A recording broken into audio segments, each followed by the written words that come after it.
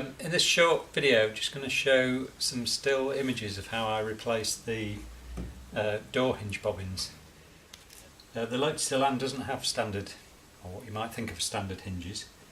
It uses two bobbins, which I'll show in close up in a moment, and these brackets which fix inside the doors, one at the top and one at the bottom, which go into these bobbins. So that's how the door pivots. So here's what you can see of the bobbin anyway.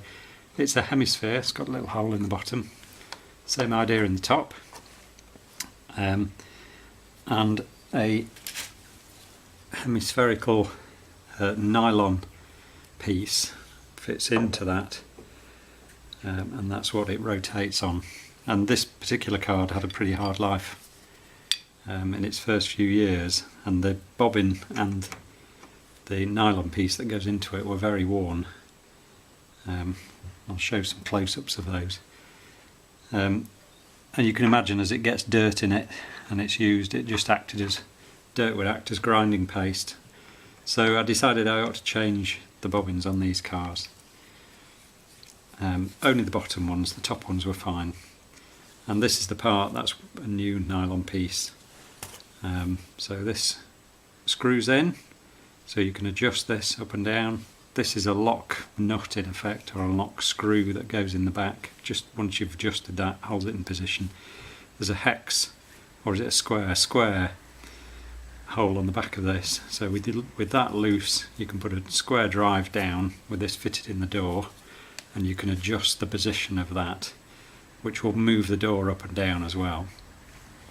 And then you can see these large holes, so screws with big washers fix into bobbins in the door, so you can move this backwards and forwards and sideways, so you can position the door very accurately in the opening. So on the doors there are large holes, top and bottom at the front, and a couple of bobbins, and this is where the nylon piece sticks through. So if I just feed this through into the door, there's some large holes on the inside of the door, so you can easily feed it through. Let me just get hold of that with my other hand.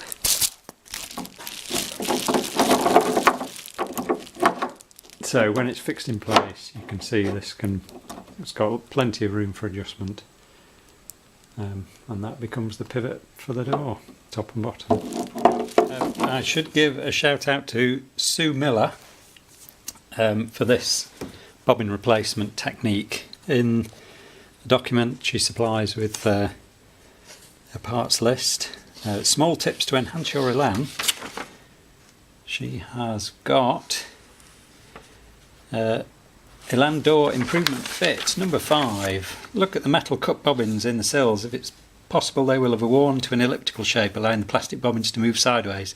The easiest way to replace one of these is to cut out the section of the door shut around the bobbins, 2 to 3 inch square.